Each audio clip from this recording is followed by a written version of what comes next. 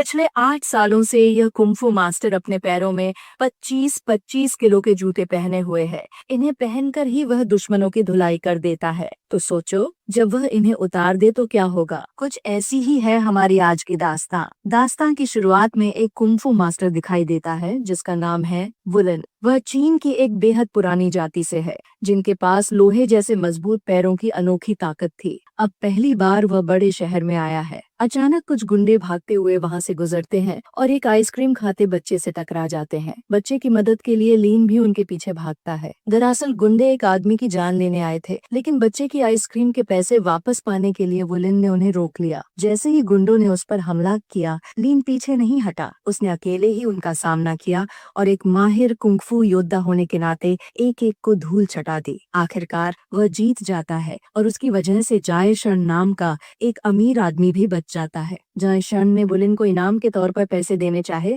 लेकिन लीन ने मना कर दिया। वह फिर बच्चे के पास लौटा और उसे नई आइसक्रीम दिला दी। अचानक कई गाड़ियां आकर उसे घेर लेती हैं। उनमें से सरदार जियांग ली बाहर निकलता है और वुलन को गले लगा लेता है। वह भी एक कुंफू योद्धा है जो अब बॉडीगार्ड्स की कंपनी चलाता है। लीन और जियांग ली ने बचपन में एक ही गुरु से कुंफू सीखा था। दोनों साथ साथ बड़े हुए थे। बाद में जियांग ली शहर में आकर बस गया। अब वह अमीरी के चकाचौंध में अपने गुरु की सीख को भूल चुका है। फिर पता चलता है कि जियांग ली ने गांव खुद से नहीं छोड़ा था। एक दिन ट्रेनिंग में उससे गलती हो गई थी और गुरु ने उसे निकाल दिया था। अब वुलन उसे गुरु की अस्थियां दिखाता है और बताता है कि गुरु की मौत हो चुकी है। यह सुनकर जियांग ली फूट फूट कर रो पड़ता है। अगले दिन दोनों जियांग ली की कंपनी में पहुंचते हैं। जांच के दौरान लीन से उसके जूते उतारने को कहा जाता है क्योंकि वे लोहे के बने हैं, मगर जियांग ली इन जूतों की अहमियत जानता था, इसलिए उसने लीन को अंदर आने दिया। वहां जाए शरण जियांग ली के पास अपनी बेटी के लिए बॉडीगार्ड लेने आया था। जियांग ली ने उसे अपने आदमियों की ताकत का नमूना दिखाया, लेकिन जाए शरण की नजर तो वुलन पर थी।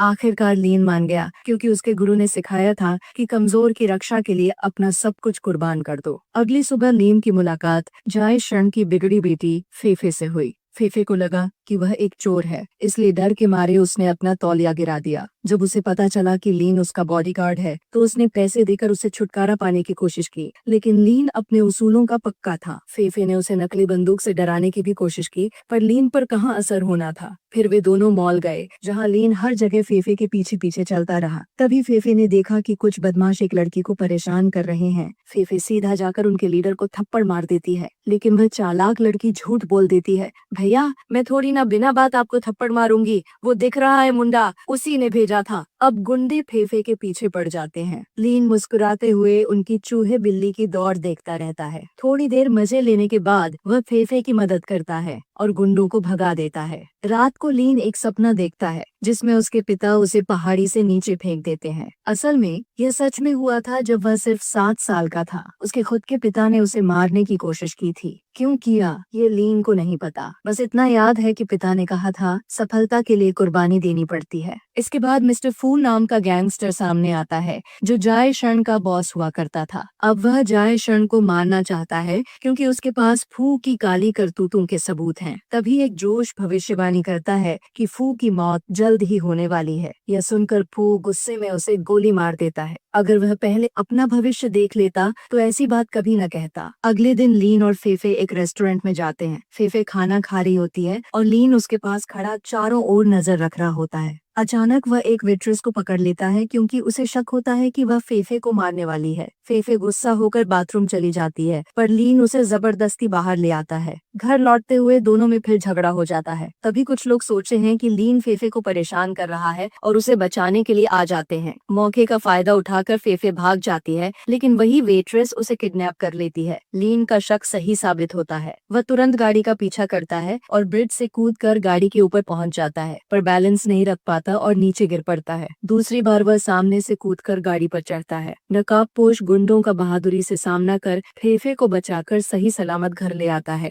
घर पहुंचने पर फेफे पूछती है, तुम्हें कैसे पता चला कि वेट्रेस मुझे किडनैप करने वाली थी? लीन बताता है, एक इंसान मुझे झूठ बोल सकता है पर उसकी चाल ढाल बता देती है कि उसके असली इरादे क्या हैं। फिर फेफे बताती है कि बचपन से ही उसके पास बहुत से बॉडीगार्ड रहे हैं, उसे कभी अपने मन की चीजें करने की आजादी नहीं मिली, तभी से उसे बॉडीगार्ड से नफरत हो गई। लेकिन वुलिन उसे बाकियों से अलग लगता है। रात को सोने से पहले फेफे अपने परिवार की तस्वीर देखती है और माँ को याद करके रोने लगती है। उधर गैंगस्टर फू अपने एक आदमी को जियांगली के पास भेजता है। फू चाहता है कि जियांगली उसकी मदद करे ताकि वह जायशरण को खत्म कर सके। हालांकि जियांगली को यह ठीक नहीं लगता पर वह मान जाता है। असल में जब वह पहली बार शहर आया था तो मिस्टर फू ने ही उसे खाना खिलाया था और बिजनेस खोलने में मदद की थी। जियांगली खुद को फू के एहसानों तले दबा महसूस करता है। अगले दिन जियांगली लीन से मिलता है और अपनी पहुंच के बारे में बड़ी बड़ी बातें करता है। वह कहता है कि उसकी जान पहचान शहर के बड़े लोगों से है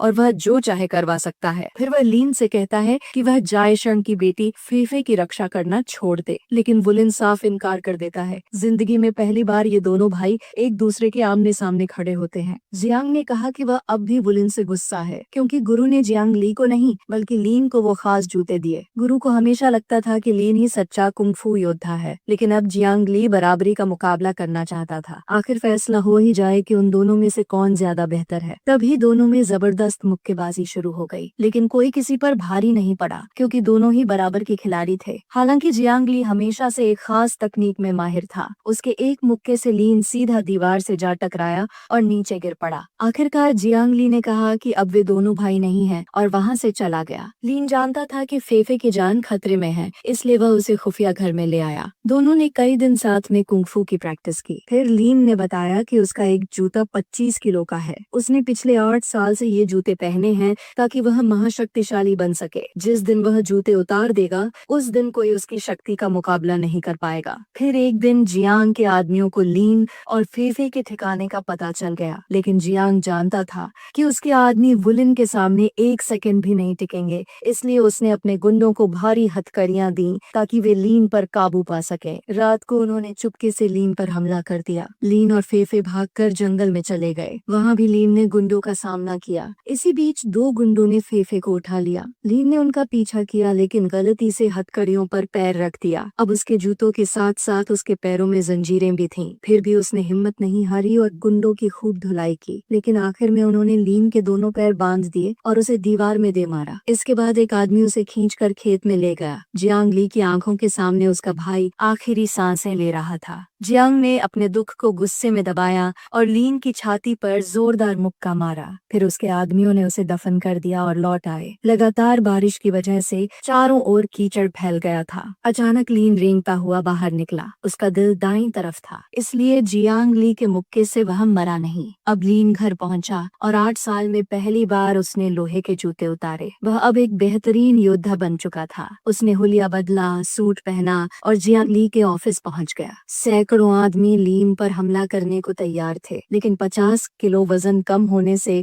लीन की फुर्ती इतनी बढ़ गई थी कि वह किसी के हाथ नहीं आ रहा था। उसने सिर्फ पैरों के दम पर कई गुंडों को धूल चटा दी। अंत में जीत उसी की हुई। वह एक कमरे में पहुंचा जहां मिस्टर फू, जियांग ली, फेफे और जायशरण मौजूद थे। फू ने पूछा, अरे छोटे, मौत से डर नहीं लगता क्या तुझको? इस पर वुलिन ने जवाब दिया, सफलता के लिए कुर्बानी तो देनी पड़ती है। यह सुनते ही फू के पैरों तले जमीन खिसक गई, क्योंकि उसने अपने बेटे को मारने से पहले यही कहा था। कई साल पहले फू और जायशरण साथ काम करते थे, लेकिन फू ने धोखे से जायशरण को पुलिस के हवाले कर दिया। इस कारण उसकी पत्नी की मौत हो गई। तब से जायशरण बदला लेने की फिराक में था। फू अपने बेटे लीन से बेहद प्यार करता था, लेकिन जब उसने देखा कि वुलिन ने जंगली जानवर को सिर्फ आंखों से घूरकर भगा दिया, तो एक ज्योतिष ने बताया कि उसका बेटा ही उसकी मौत का कारण बनेगा। इसी वजह से उसने अपने ही बेटे को मारने की कोशिश की थी, जबकि वह सिर्फ बच्चा था। आज लीन को जिंदा देखकर फू हंसने लगा, क्योंकि ज्योतिष की बात सच निकली। उसने लीन पर गोली चला दी, लेकिन जियांग ली बीच में आ गया। वह अब फू का कठपुतली बनकर थक चुका था। फिर उसने कहा कि वह अकेले लीन का सामना करके उसकी नई शक्ति को परखेगा। दोनों में जबरदस्त लड़ाई शुरू हो गई। इस बार जियांग अपने अनोखे दस्ताने पहनकर आया था। धीरे धीरे लीन की भी शक्ति उभरने लगी। जैसे ही जियांग हारने वाला था, फू ने उसे गोली मार दी। अपनी आखिरी सांसें लेते हुए जियांग ली ने वुलिन से कहा कि उसे जिंदा रहकर उनके गुरु की जगह लेनी होगी ताकि आयरन लेग कुंफू कला खत्म न हो। अब बस लीन और फू ही बचे थे। मौत को सामने देख देखकर फू ने लीन से समझौता करने की कोशिश की, लेकिन अब कोई फायदा नहीं था। लीन उसे खत्म करने ही वाला था कि अचानक रुक गया। गुरु ने सिखाया था कि निहत्थे पर वार मत करना। वुलिन इतना नीचे नहीं गिर सकता था। वह उसे जिंदा छोड़कर लौट आया। आखिरकार उसने पहाड़ी से जियांग ली की अस्थियां हवा में बिखेर दी और अपने भाई, अपने दोस्त को आखिरी अलविदा कहा। क्या तुम्हारा ऐसा कोई दोस्त है जिससे तुम एकदम भाइयों जैसा प्यार करते हो? इस बारे में कमेंट्स में एक लाइन तो बनती है।